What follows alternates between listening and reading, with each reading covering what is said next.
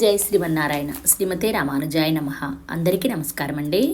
Welcome to Haima stories. నేను మీ హైమా రామానుజదాసి. ఈరోజు మనం చదువుకోబోయే కథ పేరు దేవుడిచ్చిన కూతురు, పార్ట్ 2. రచించిన వారు ఎంవిఎస్ఎస్ ప్రసాద్ గారు. రామారావు పద్మ వేరింటి కాపురం వెళ్ళిపోయిన తర్వాత కామేశం రాజేశ్వరి లంకంత కొంపలో ఒంటరి వాళ్ళయ్యారు. ఒక్కగానొక్క కొడుకు పెళ్లి చేసుకుని కాళ్ళపారాన్ని ఆరకముందే వేరింటి కాపురం పెట్టడం కామేశంని రాజేశ్వర్ని ఎంతో బాధ పెట్టింది.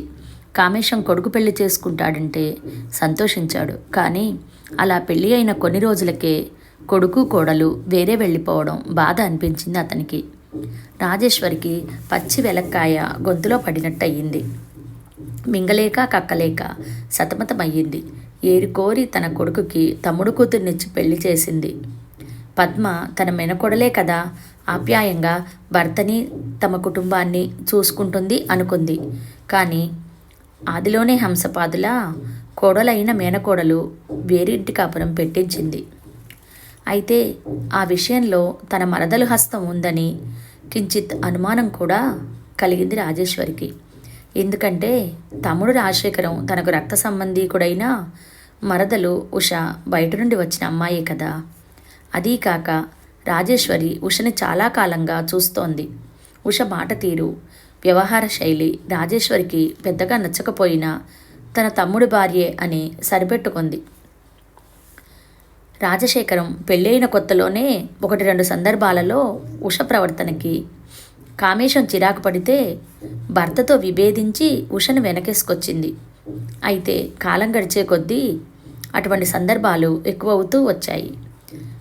కానీ సహజంగా రాజేశ్వర్ని పుట్టింటి వాళ్ళ మీద, తమ్ముడి మీద ఉన్న అనురాగం ప్రభావితం చేసింది. అది తన మరదలు, మేనకోడలు, మేనల్లుడి వరకు విస్తరించింది. మరిప్పుడు మేనకోడలే కోడలు ఏమీ అనలేదు.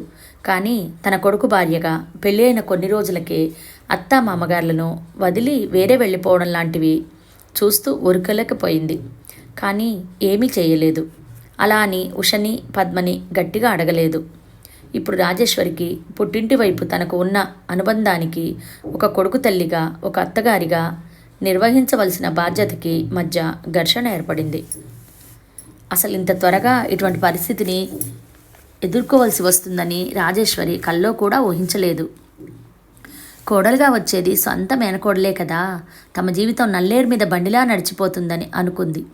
అయితే ఏది ఎప్పుడు ఎలా జరగాలి అని భగవంతుడు నిర్ణయిస్తాడో అలాగే జరిగి తీరుతుంది. రామారావు పద్మ ఇంటి నుండి వాళ్ళ కొత్త ఇంటికి బయలుదేరినప్పుడు రాజేశ్వరికి కన్నీళ్లు వచ్చాయి. కానీ అవి ఎవరికీ కనిపించకుండా తుడిచేసుకుంది. విషయం కామేశం కంట పడింది. కానీ అతను ఏమీ అనలేక చేయలేక పోనీ ఇది రామారావు తల్లిదండ్రుల వైపు సహాయంగా చూసుకోలేకపోయాడు. హాయిగా స్వేచ్ఛగా ఉండొచ్చు. పెద్దల అడ్డు, అజమాయిషి లాంటివి ఏవీ ఉండవు. రేపు పిల్లలు పుట్టిన తర్వాత బరువు బాధ్యతలు ఎలాగా పెరుగుతాయి అంటూ సర్ది చెప్పింది. రామారావుకి అసలు విషయం తెలుసు కనుక తల్లి మాటలకి చిన్నగా నవ్వేసి ఊరుకున్నాడు. ఇంట్లోకి వెళ్లే ముందు కొత్త ఇంట్లో పాలు పొంగించాలని నిర్ణయించుకున్నారు రామారావు దంపతులు. ఆ విషయం తన తల్లి రాజేశ్వర్తో చెప్పాడు రామారావు. తల్లిని రమ్మని చెప్పాడు. అలాగే పద్మ తన తల్లి ఉషని రమ్మంది. ఇది చిన్న విషయం, మీ ఇద్దరూ కానిచ్చేయండి, దానికి ఎవ్వరూ అక్కర్లేదు అంది రాజేశ్వరి. కానీ ఉష అలా వదల్లేదు. తను కూడా పాలు పొంగిచ్చే టైంకి వస్తానని కూతురికి, అల్లుడికి చెప్పింది. ఆవు పాలు, మంచి బెల్లం, కొత్త ఇత్తడి గిన్నె రెడీ చేయమని చెప్పింది. ఒక 1 డజన్ ఇటుకలు, కొన్ని కట్టెలు సిద్ధం చేసి పెట్టుకోమంది. అలాగే తన కూతురుతో పంతులు గారికి పాలు పొంగించేందుకు కావలసిన ఏర్పాట్లు చేయడానికి, సత్యనారాయణ స్వామి వ్రతం చేయడానికి రమ్మని చెప్పమంది. అలాగే ఒక 10 మంది ముత్తైదువులను పిలిచి వాళ్లకు పువ్వులు, గాజులు, బ్లౌజ్ పీసెస్ ఇవ్వాలని సూచించింది. నిజం చెప్పాలంటే ఆవిడ చెప్పింది అద్దె ఇంట్లోకి వెళ్లే వాళ్ళ కార్యక్రమంలా లేదు. ఉష చెప్పిన ఏర్పాట్లు కూతురు, అల్లుడు స్వంత ఇంటి గృహప్రవేశం చేసుకుంటున్నట్లు అన్నీ చెప్పేసింది. ఏదో సూక్ష్మంగా కానిచ్చేద్దామనుకున్న పనికి అత్త ఉష ఇంత హడావిడి చేయడం చిరాకు కలిగించింది రామారావుకి. అదీ కాక ఆ ఇటుకలు, పుల్లలు వ్యవహారం ఇంటి వాళ్ళు ఒప్పుకుంటారో లేదో, కానీ ఉష ఎవరు చెప్పినా వినే రకం కాదు. ఆ విషయం బాగా తెలిసిన రామారావు నోరు మూసుకున్నాడు. సమయానికి 1 గంట ముందు నుండే ఉష కూతురు కొత్తగా అద్దెకు దిగే ఇంటికి వచ్చి హడావిడి మొదలుపెట్టింది. అది తెచ్చారా, ఇది కొన్నారా, అది ఏర్పాటు చేసుకున్నారా అంటూ కూతుర్ని అల్లుడిని కంగారు పెట్టసాగింది. అంతవరకు సజావుగా జరుగుతున్న ఏర్పాట్లు ఉషరాకతో మరింత హడావిడిగా కొనసాగాయి. ఎటకేలకు పంతులు గారు రావడం, పాలు పొంగిచ్చే కార్యక్రమం మొదలవడం జరిగాయి. పాలు పొంగి పొయ్యిలో పడే వరకు చూడడం ఆనవాయితీ.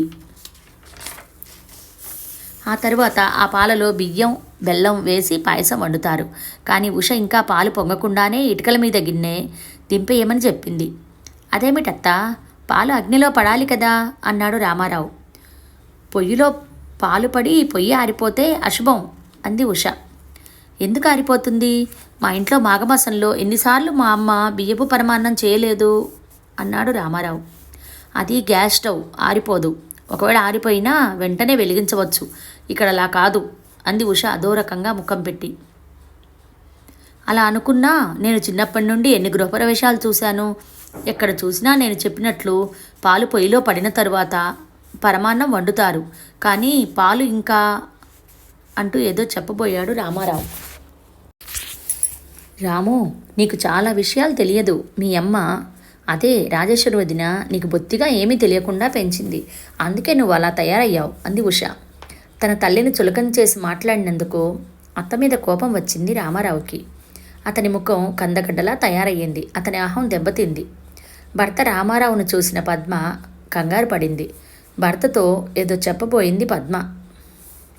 ఉష కూతుర్ని చేత్తోనే వారించి రామారావు భావాలు, ఉద్వేగాలు ఏమీ పట్టనట్లు పంతులు గారి వైపు తిరిగి, ఇప్పుడు బియ్యం, బెల్లం అమ్మాయి వేసేస్తుంది, మీరు నైవేద్యానికి సిద్ధం చేసుకోండి అంది. రామారావుకి తల కొట్టేసినట్లయింది.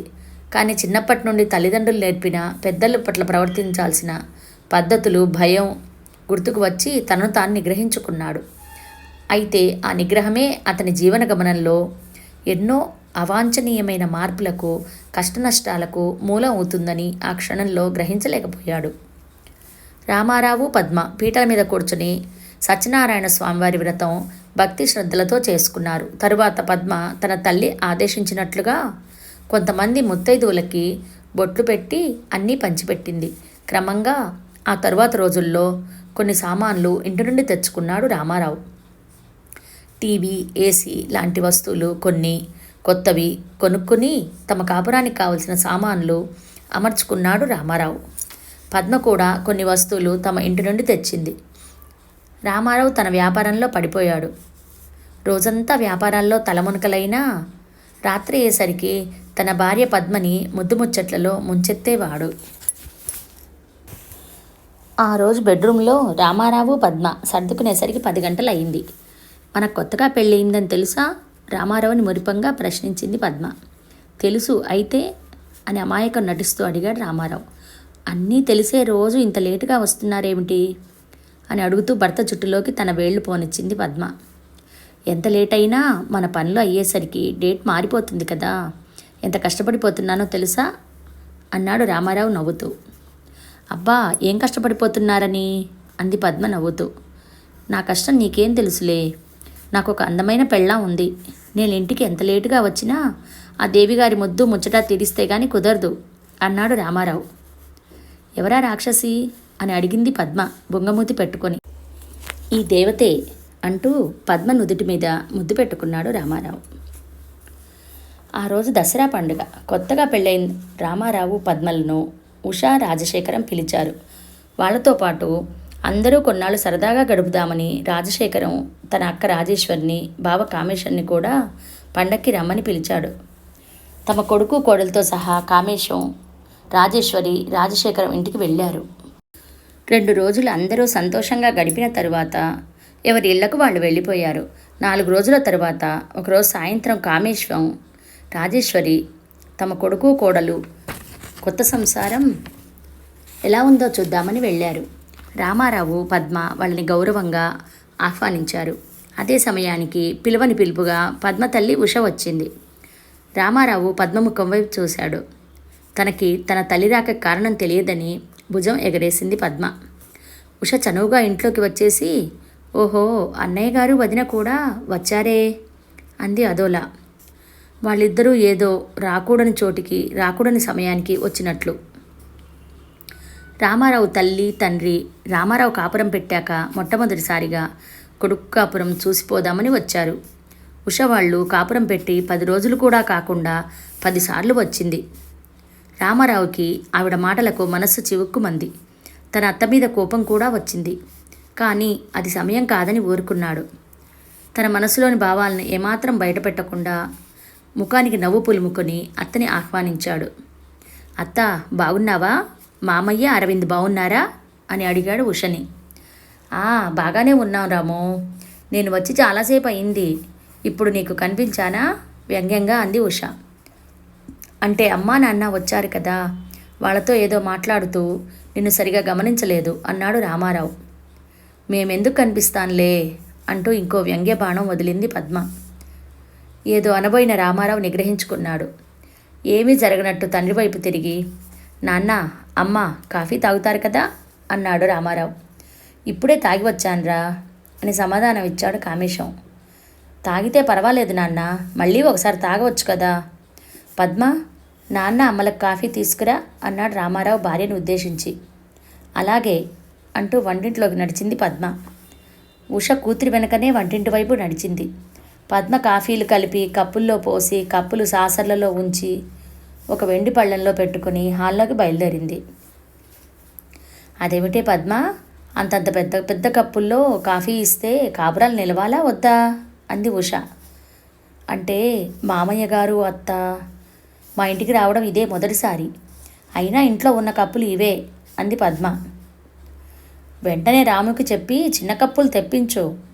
అయినా వాళ్ళు అస్తమానం వచ్చి నీ నెత్తి మీద కూర్చునే వాళ్లే, వాళ్ళు ఉండేది ఈ ఊళ్ళోనే కదా, వాళ్ళ రాకపోకలు నీకు నిశ్చితద్దినం అంటూ ఇంకా ఏదో అనబోయింది ఉష.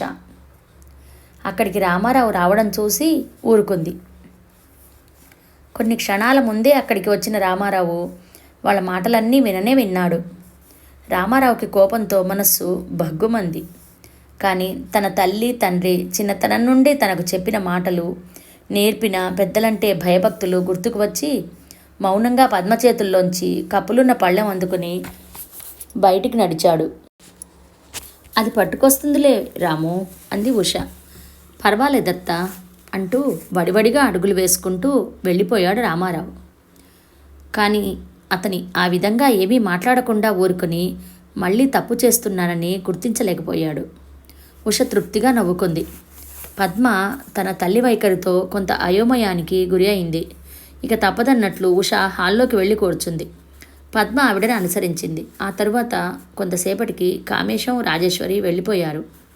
అంతవరకు జరిగిన సంభాషణలో ముక్తసరిగా మాత్రమే పాల్గొంది ఉష. పద్మ అసలు నోరు విప్పలేదు. అంతకంటే కూడా ఉష తన చూపులతో హావభావాలతో కూతుర్ని మాట్లాడనివ్వలేదంటే నిజం. ఉష, పద్మ, రామారావు పద్మల బెడ్రూంలోకి వెళ్ళారు. కూతురు బెడ్రూంలోకి వెళ్ళకూడదని, అది అల్లుడు ఇంట్లో ఉండగా అసలు వెళ్ళకూడదనే కనీస ఇంగిత జ్ఞానం బుద్ధి ఉషకు లేకపోవడం శోచనీయం. కొంతమంది మనుషులు అలాగే ఉంటారు. మొహమాటం, ఇతరులు ఏమనుకుంటారన్న భావం, ఇతరులకు గౌరవ మర్యాదలు ఇవ్వడం వాళ్ళ జీవితంలో ఒక భాగమే కదా. వాళ్ళిద్దరూ తమ బెడ్రూంలోకి వెళ్ళడం చూసిన రామారావు హాల్లోనే కూర్చుని టేబుల్ మీద ఉన్న పేపర్ అందుకున్నాడు. ఈ స్టోరీ సెకండ్ పార్ట్ మీకు నచ్చిందా? నచ్చితే లైక్ చేయండి, షేర్ చేయండి, సబ్స్క్రైబ్ చేసుకోండి. మళ్ళీ థర్డ్ పార్ట్లో కలుద్దాం. Thank you.